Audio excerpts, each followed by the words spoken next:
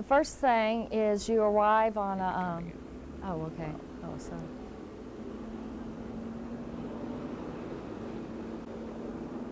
Okay, the way you get to Ellis Island is by the Circle Line ferry from either Manhattan or New Jersey. The tourists arrive the same way the immigrants did. This is the Great Hall where most of the immigrants were processed, and then there's an exhibit on the world migration of people from the 1600s up to the current time period. This is a word tree that talks about words from different languages. And there's other exhibits talking about the migration from different countries. This is our baggage exhibit.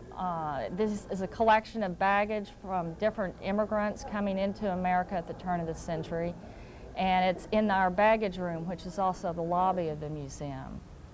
This is the exhibit on immigration during the time period that Ellis Island was open, from the 1890s to 1954. And these exhibits talk about American immigration in general. Some of the rooms highlight the different ethnic groups that came into America and showed their life in the United States once they got their citizenship, the different theater groups that were created by immigrants, newspapers, and different societies that are ethnic groups now in the United States. There's a lot of photographs in the exhibit because most of the time period we're covering was in the 20th century, so it's very well documented, and there's plenty of things for people to see. We also have excerpts from our oral history collection throughout the museum, so people can hear actual immigrants' words as to how they felt about their different experiences coming into the United States and becoming an American. This particular exhibit is on work in America, the different types of things people went into, and then there's also an exhibit on the boat ride over, the different posters created in Europe that brought people to America. And of course, the immigrants on Ellis Island with their American flags, and the children's shoes that represent the different nationalities coming in through Ellis Island.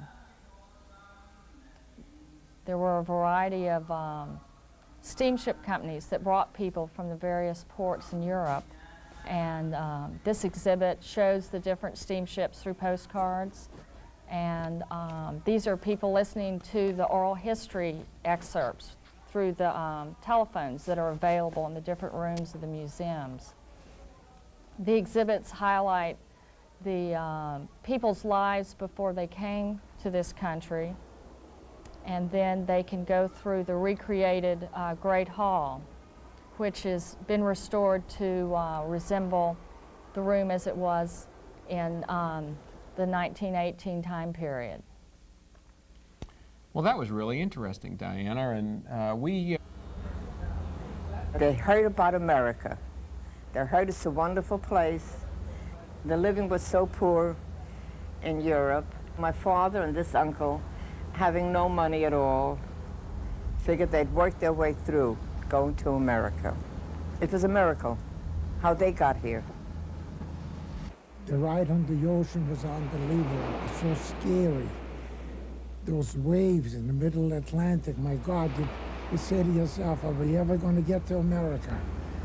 We went steerage. People were sleeping actually together. The odor was awful. People didn't even talk to each other. They were so miserable. And we always huddled together. We were placed in third class, which was way down the bottom. All we could see, if we looked out of the window, is the fish running through the window, up and down. That's all we could see. People from upstairs, first class and second class, would look down at us and they'd feel sorry for us. And many times they would throw down an orange or apples. The children would all stand by, this one would catch this and this one would catch that, and you were lucky enough to get something. One day, the captain announced that we are entering the harbor of New York City, and that there was a marvelous statue there that would greet us, and they invited us to come up to the deck. So that was one of the happiest days of my life. You were kissing each other. People that you didn't even know before that were alongside you and you never paid any attention. Everybody was so excited that you see America. Finally, the boat anchored in mid-bay, mid-harbor, and then they tendered us from the ship to Ellis Island. This was the height of immigration. They were coming in by the thousands. I mean, the day I was there, said maybe 3, 4, 5,000. Who counts, you know what I mean? Understaffed, overcrowded, jammed, and the place was the noise and the languages and the smell, and it was foul. And I remember the Great Hall, and I remember how we had to stay online, you know, in order to see the doctor. Then they examined me, and they said that the infection had been cleared thanks to the doctors on board. So, of course, that was another tremendous high to think that I could stay and that we could see Father, you know, we could be united with him after 6 years. The worst memory I have of Ellis Island was the physical. And you had to reveal yourself. They gave you what we used to, in the Army, they call a short arm inspection, right there in front of everyone. I mean, it's terrible, all the women, young girls, and everyone. I felt this was very demeaning. I was glad to get out of here, I'll tell you that. You're just a member. You want to get in, get out of there, and get off, you understand? You don't realize that this is history in the making. In the West Wing of the Immigration Museum, we have an exhibit on the processing that took place at Ellis Island. The exhibit starts with the arrival of the ferry boats from Manhattan, loaded down with the immigrants. And there's a variety of photographs, drawings, maps, and oral histories that take you through the process. The rooms that this exhibit are in are the old processing rooms at Ellis Island. The processing included the medical inspection, and in some cases people were sent to the hospital buildings that were on the south side of the island. Some of the people who came through were detained there for a variety of reasons. Some were just waiting for trains, some were waiting for family to come and pick them up. Some people were allowed to eat in the dining room. The dining room sat approximately 400 people, and all the food was provided free to any of the immigrants who were there and needed food. Free milk and crackers were provided to all the women and children. This is a photograph of the immigrant official who went around giving the children milk at various times during the day. And then some of the people were sent back. Approximately 2 people returned to their countries, and then the others were allowed in. Today we have an exciting visitor here. We have one of the real Ellis Island immigrants. We have Morris Weiner. He's going to tell you a little bit about his story of coming through Ellis Island from Poland in 1923 when he was a 12-year-old boy. Morris, what was it like? It was real thrilling for me when we got to Ellis Island. And just couldn't imagine what's going to happen after we get into Ellis Island, how we're going to get out of there. But in time, we did. Yeah, what was your life like before you came over to Ellis Island in Poland? In Poland, unbelievably bad. When the war started in Poland, I was 3 years old. Let's go back to the beginning. My father left Poland just before the war broke out. He didn't want to go into the army. He took his younger brother with him, and he left for America. When he was here about a year and a half or so, he wrote a letter asking us to come over but my mother didn't want to come. She didn't want to leave the family. And in the meantime, the war broke out, and we didn't hear from my father until 1918. In 1918, we got a letter from my father asking us to come over.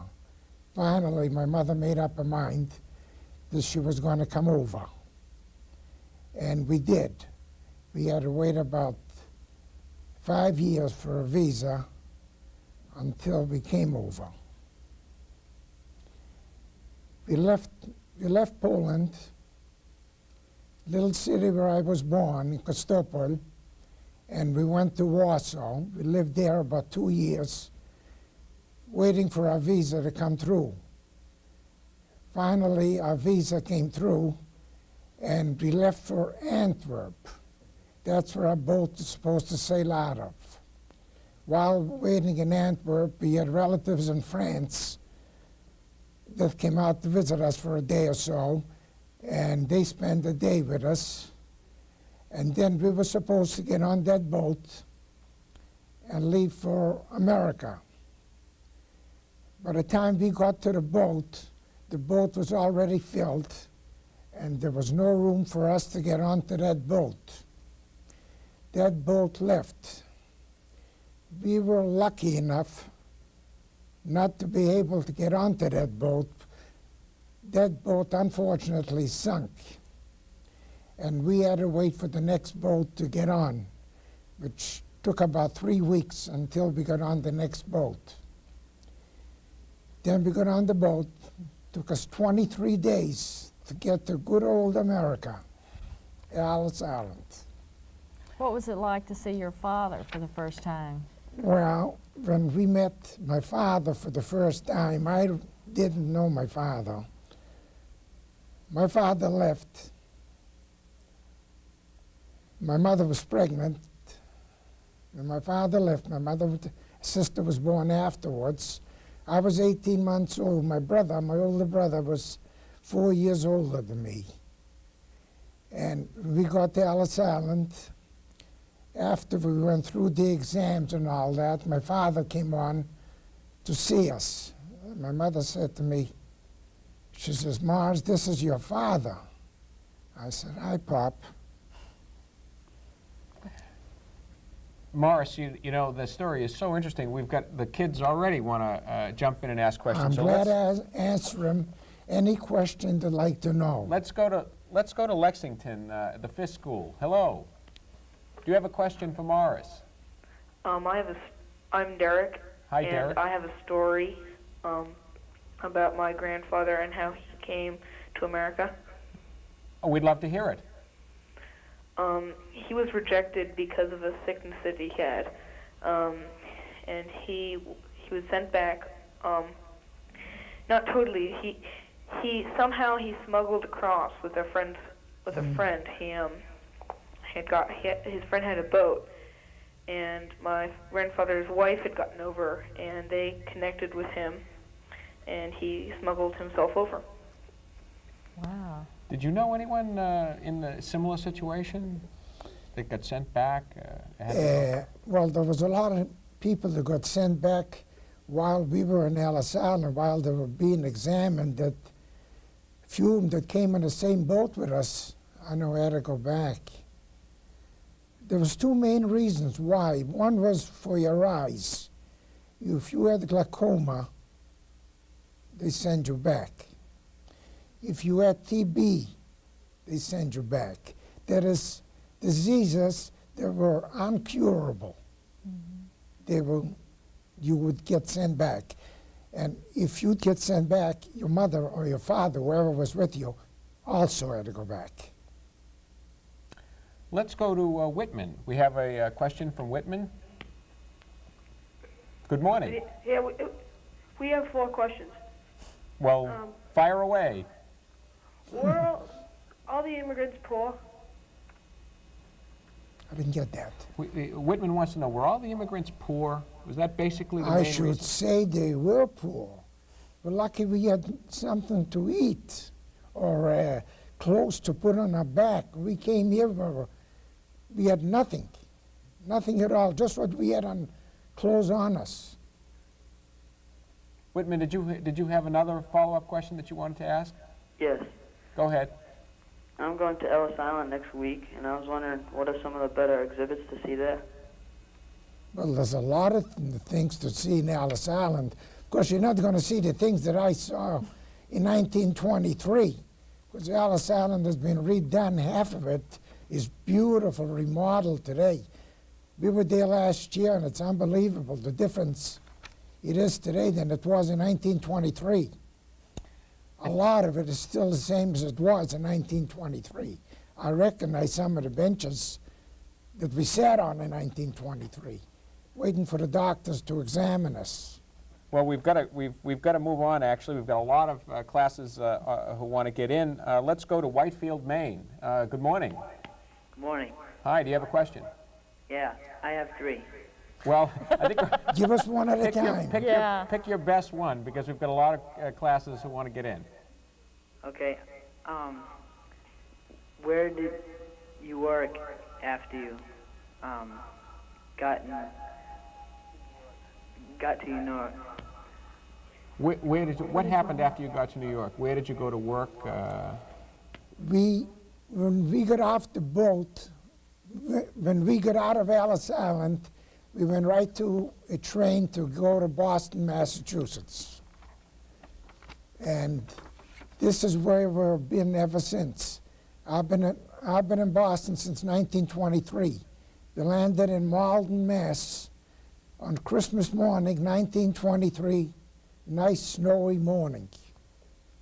And I've been here ever since. And tell them a little about your working experience. My working experience, well, when I came here, I was 12 years old. I started school. I worked after school in a supermarket, stocking shelves for quite a few years. I went to school here. I went as far as the 10th grade. Then I left school and I went to work because things were not that great. My father wasn't doing that well. And I went to work in the supermarket. And I worked my way up. I was stocking shelves. I became assistant store manager. And after 2 years, I became store manager. And I worked for the supermarket for 5 years. We have a question from Devotion School in Brookline. Hello, good morning. Hello. I would like to ask,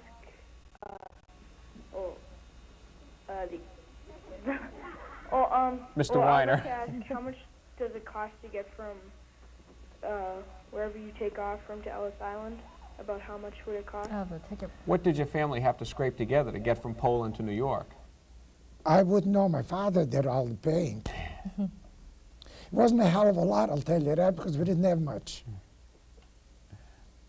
Okay, Plymouth Carver, you're up next. Good morning. Good morning. Hi. Yep. This is Jessica Stroke. I was wondering if he was scared when he was on the boat. If I was scared on the boat? Yeah. I sure was. I never was on a boat like that. That boat ride took us 23 days, and we were down in 3rd class, and all we could see through the round glass windows was big fish flying through up and down. When we got up in the morning, we went upstairs on the deck, and we had breakfast, and we spent the rest of the day lying on the deck and watching those big waves come up on the ship and the big fish come up and down. And that was the sight for 23 days. Wow, that's incredible. We have Randolph, Donovan School. Go ahead. Good morning. Good morning. Do you have a question? Yeah, I have a question.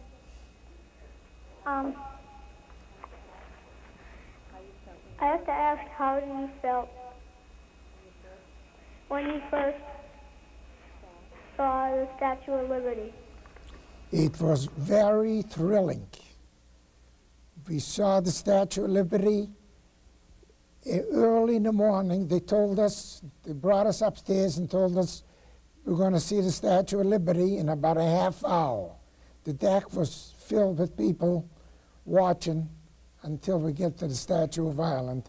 We saw it took about 3 hours to get to it, and it was real exciting.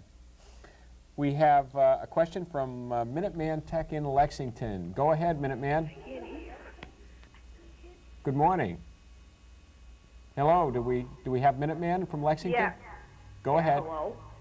Hi, this is Phaedra from Minuteman. I have a question for Diana. I want to know how accurate was the medical testing that they did there on Ellis Island? Well, the medical testing had to be really quick, so the initial testing probably let a lot more people into the country that had medical problems than those that they were able to identify. Once they pulled them aside, though, they did have a whole team of doctors working at Ellis Island. These were all part of the Public Health Service, and Ellis Island was considered to be one of the major medical centers at that time. These people did give people a pretty thorough medical inspection, so they did a pretty good job once they were given enough time to really check them out. We have about a minute left. Dalton, very quickly, do you have a question? Yes. What kind of things did your family bring over? What did we bring over? Very little. Just a little clothing, a few religious articles. Did you have a toy or anything? You were 11 years old. Toy? I never knew what a toy was. We had no toys in the old country. We were lucky to get food, not toys. When we got food, it was declared a holiday. Well, no such thing as toys. This has been very, very interesting. The questions have been fabulous. Obviously, you've all done your homework. I'd like to thank you, students, for interesting questions. Thank Morris Weiner and Diana Pardue, and hope that all of you get a chance to visit in person the Ellis Island Museum. And when you go down, just tell them that Diana sent you. Thanks very much for being with us.